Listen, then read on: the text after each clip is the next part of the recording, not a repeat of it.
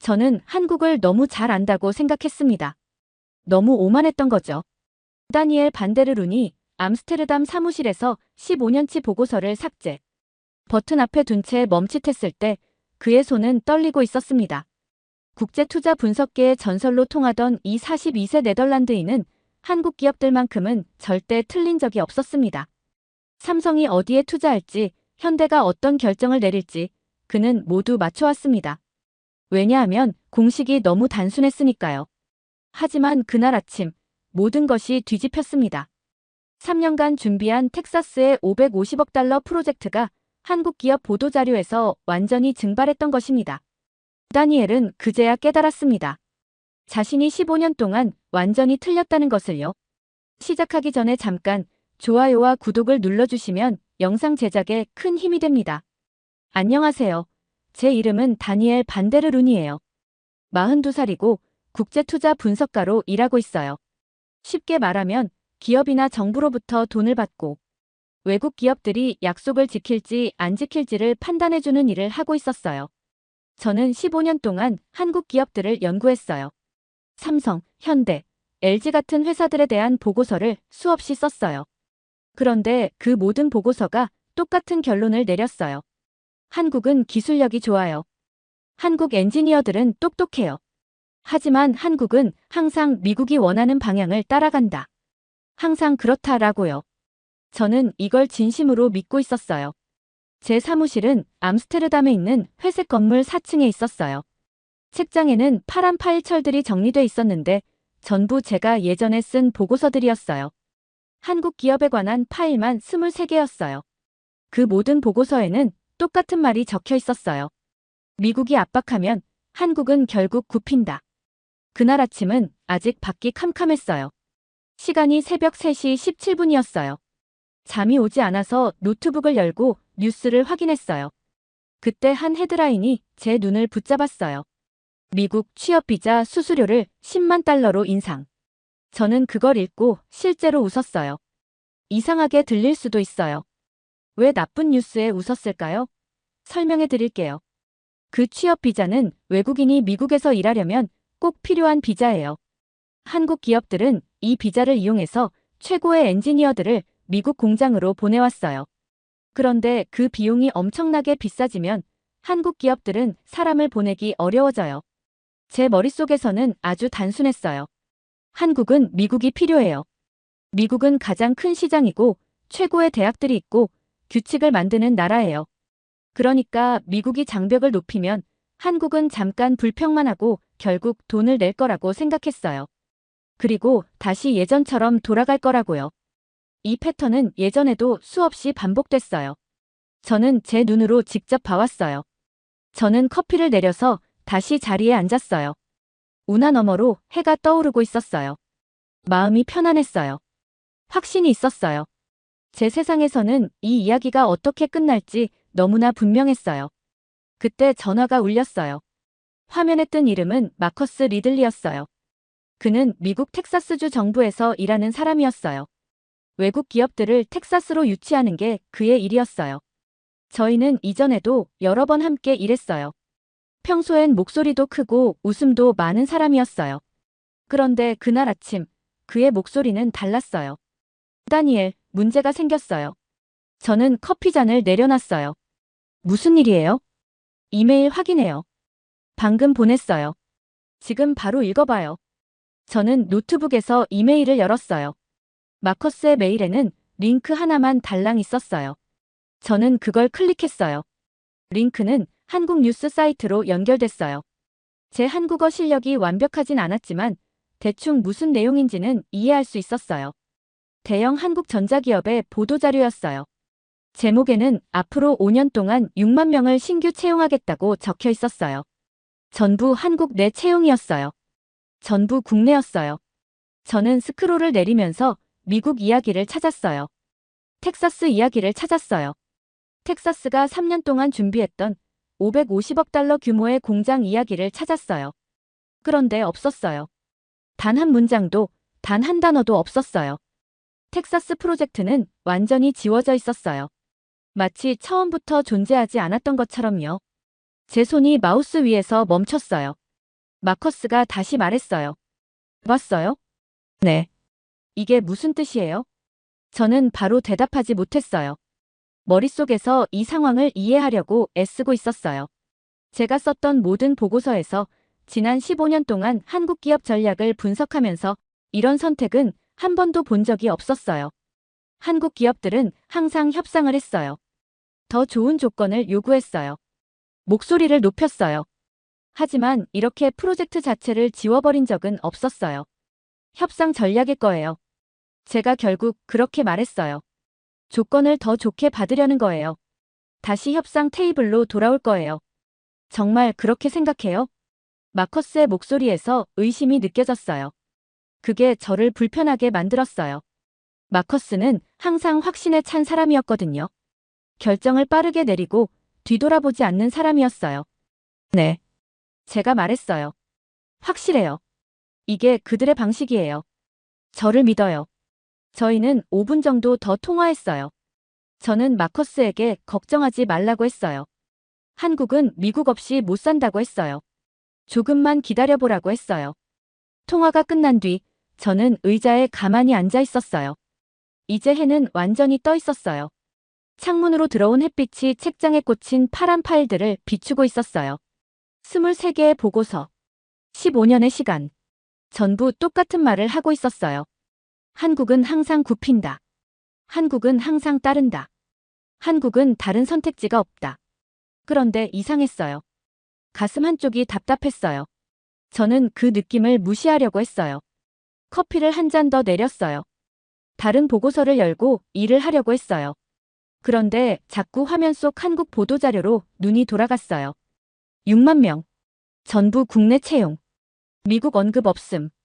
그날 밤 저는 한숨도 못 잤어요. 계속 숫자들이 머릿속을 맴돌았어요. 550억 달러. 3년간의 준비. 도로를 만들고 전력선을 깔고 땅을 정리하고. 텍사스는 이 프로젝트를 위해 모든 걸 내줬어요. 그런데 지금은 아무것도 없었어요. 침묵뿐이었어요. 다음 날 아침 마커스로부터 새 이메일이 와 있었어요. 오스틴으로 와요. 직접 봐야 해요. 항공권은 지금 제가 끊을게요. 저는 그 메시지를 한참 동안 바라봤어요. 이건 선택의 순간이었어요. 암스테르담에 남을 수도 있었어요. 안전하고 편하고 확실한 길이었어요. 아니면 비행기에 탈 수도 있었어요. 저는 책장에 있는 파란 파일들을 다시 한번 바라봤어요. 그리고 짐을 싸기 시작했어요. 그때는 아직 몰랐어요. 제 세상이 완전히 무너질 거라는 걸요. 1시간 뒤 항공권이 이메일로 도착했어요. 텍사스 오스틴. 내일 아침 출발. 저는 수락 버튼을 눌렀어요. 오스틴으로 가는 비행은 11시간이 걸렸어요. 저는 그동안 한 번도 잠들지 못했어요. 공항에 도착했을 때 마커스가 저를 기다리고 있었어요. 그는 많이 지쳐 보였어요. 저희는 거의 말을 하지 않은 채 바로 그의 사무실로 이동했어요. 텍사스주 정부 건물은 유리로 된 높은 건물이었어요. 엘리베이터를 타고 7층으로 올라갔고 마커스는 긴 복도 끝에 있는 회의실로 저를 안내했어요. 회의실은 차갑게 느껴졌어요. 너무 차가웠어요. 에어컨이 지나치게 세게 틀어져 있었어요. 마커스는 문을 닫고 커다란 테이블 위에 서류들을 쫙 펼쳤어요. 숫자와 그래프가 모든 페이지를 가득 채우고 있었어요. 예산 보고서, 투자 전망, 고용 데이터, 정치 여론조사 수치까지 다 보였어요. 그리고 마커스는 서류 한 장을 테이블 한가운데에 놓았어요. 그는 손가락으로 그 종이를 톡톡 두드렸어요.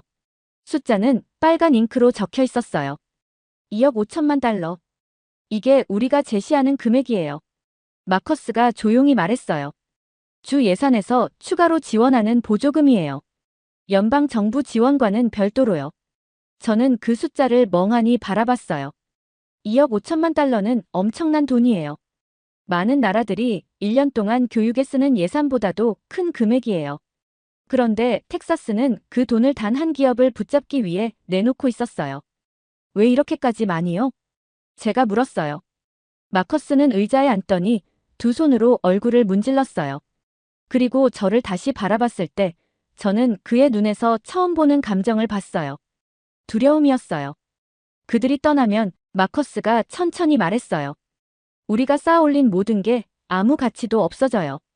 우리가 깔아놓은 도로들, 설치한 발전소, 수도 시스템, 인력 양성 프로그램까지 전부 이 공장을 기준으로 만들어졌어요. 공장이 사라지면 우리는 아무것도 남지 않아요. 그는 또 다른 서류를 꺼냈어요. 미국 컨설팅 회사가 진행한 설문조사였어요. 미국에 진출한 한국 기업들을 대상으로 한 조사였어요.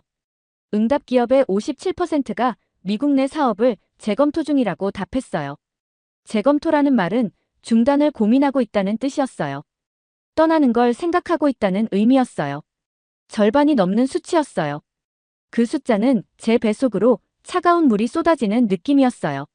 한 기업만의 문제가 아니에요. 마커스가 말을 이었어요.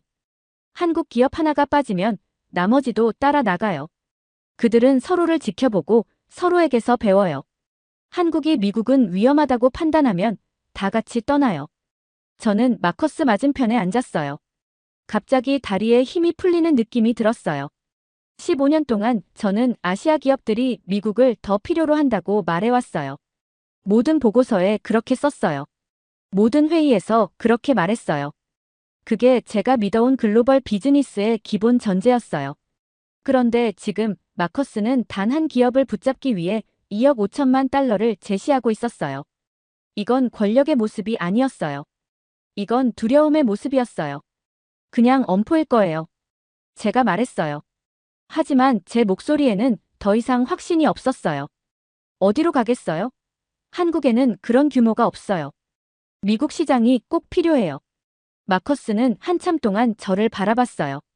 그러더니 노트북 화면을 제 쪽으로 돌렸어요. 조지아주는 지금 패닉 상태예요. 그가 말했어요. 화면에는 조지아주 정부 관계자들과 주고받은 이메일들이 떠 있었어요. 저는 빠르게 읽었어요. 몇 단어들이 눈에 확 들어왔어요. 위기, 비상사태, 정치적 재앙. 이틀 뒤, 저는 또 다른 비행기에 올랐어요. 이번 목적지는 조지아주 애틀랜타였어요. 그곳에서 만난 여성의 이름은 사라 맥코넬이었어요. 그녀는 정확한 직함을 말해주지 않았어요. 이 만남은 조용히 진행하는 게 좋다고 했어요. 저희는 도심에서 한참 떨어진 카페에서 만났어요. 그녀는 실내에서도 선글라스를 쓰고 있었어요. 그만큼 긴장하고 있었어요. 사라는 블랙커피를 주문했지만 한 모금도 마시지 않았어요. 그냥 두 손으로 컵을 꼭 쥐고 있었어요. 한국 기업들은 단순한 투자자가 아니에요. 그녀가 조용히 말했어요. 우리 경제의 척추 같은 존재예요. 현대의 전기차 공장, 배터리 공장들, 수천 개의 일자리, 수십억 달러의 세금 수입까지요. 그녀는 작은 테이블 너머로 몸을 더 기울였어요. 그들이 철수할 수도 있다는 기색만 보여도 우리 주지사는 다음 선거에서 져요. 조지아는 경합주예요. 선거 결과가 항상 박빙이에요. 경제가 나빠 보이면 유권자들은 주지사를 탓해요. 그런데 지금 사람들은 왜 우리가 한국 기업들을 그렇게까지 몰아붙였냐고 묻고 있어요. 저는 노트에 메모를 했어요. 그런데 손이 조금 떨리고 있었어요. 이건 더 이상 단순한 비즈니스 문제가 아니었어요. 정치였어요. 제가 아직 이해하지 못하는 방식으로 권력이 이동하고 있었어요. 그날 밤, 저는 호텔방으로 돌아왔어요. 생각이 멈추질 않았어요.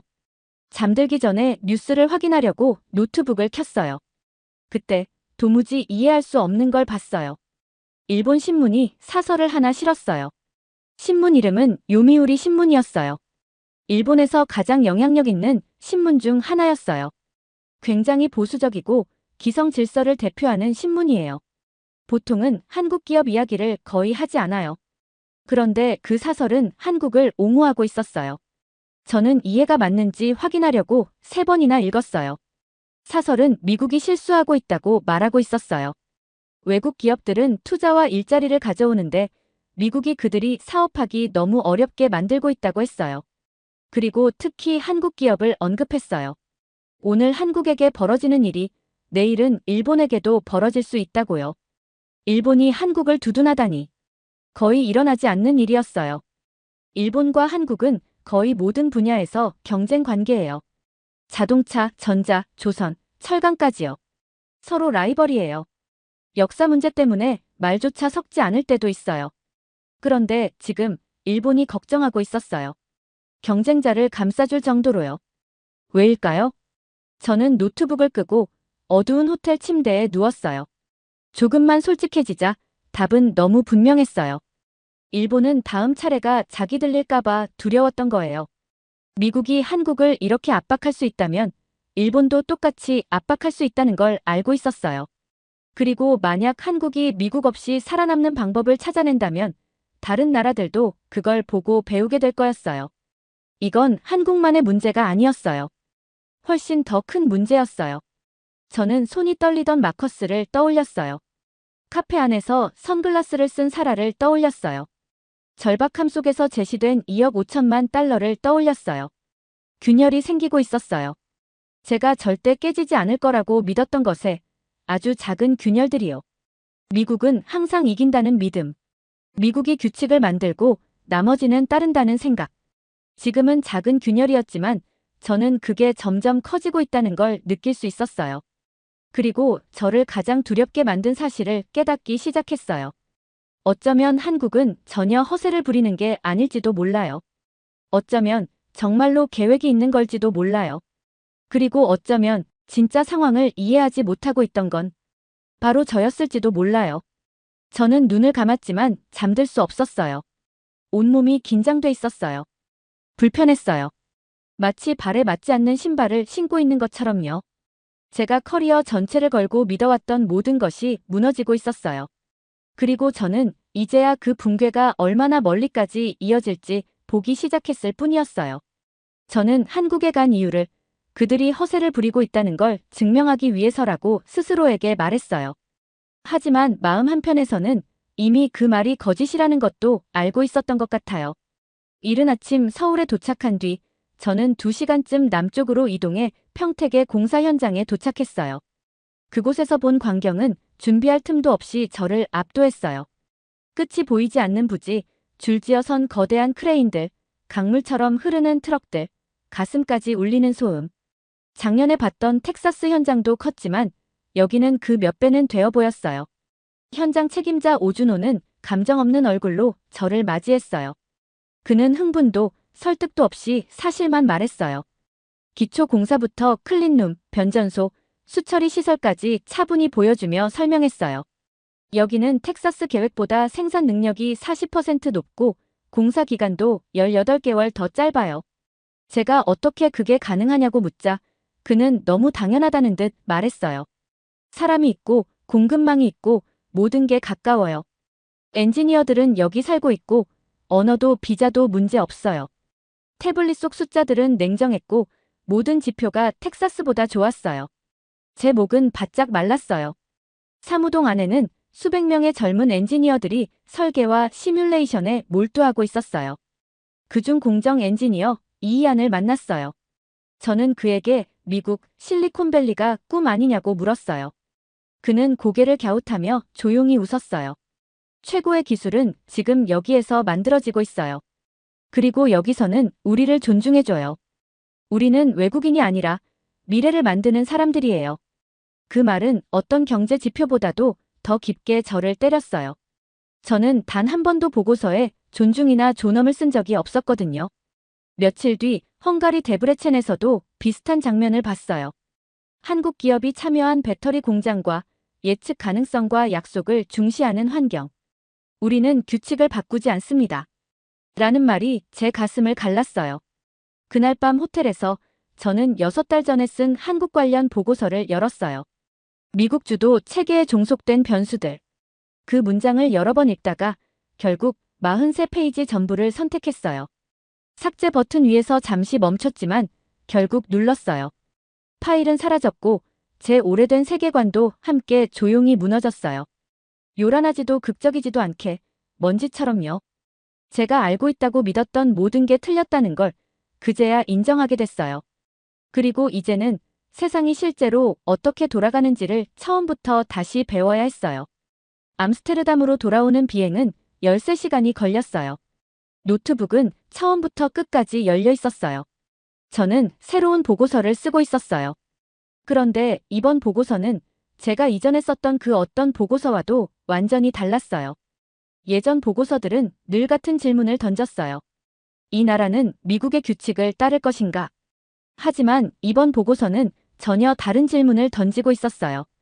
이 나라는 어떤 선택지를 가지고 있는가? 이 질문 하나가 세상을 완전히 다르게 보이게 만들었어요. 회색 하늘이 드리운 이른 아침에 암스테르담에 도착했어요. 책상에 앉기도 전에 전화가 울렸어요. 마커스였어요. 뭘 찾았어요?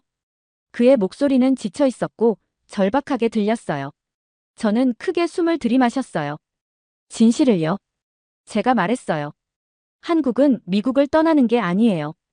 대신 미국이 유일한 선택지가 되지 않도록 준비하고 있어요. 국내 역량을 키웠고 유럽과의 파트너십을 만들었고 아시아 공급망을 구축했어요. 이제는 누구도 쉽게 압박할 수 없을 만큼 강해졌어요. 전화기 너머로 긴 침묵이 흘렀어요. 그리고 마커스가 제가 절대 잊지 못할 말을 했어요. 그럼 이제는 우리가 선택하는 쪽이 아니라 선택받는 쪽이라는 거네요. 네. 제가 조용히 말했어요. 정확해요. 마커스가 길게 숨을 내쉬는 소리가 들렸어요. 이제 우리는 어떻게 해야 하죠? 그가 물었어요. 안정성을 제공해야 해요. 존중을 보여줘야 하고요. 약속을 지켜야 해요. 상사가 아니라 파트너가 되어야 해요. 다시 침묵이 흘렀어요. 우리는 그렇게 사업하는 법을 배우지 않았어요. 마커스가 말했어요. 저도 알아요.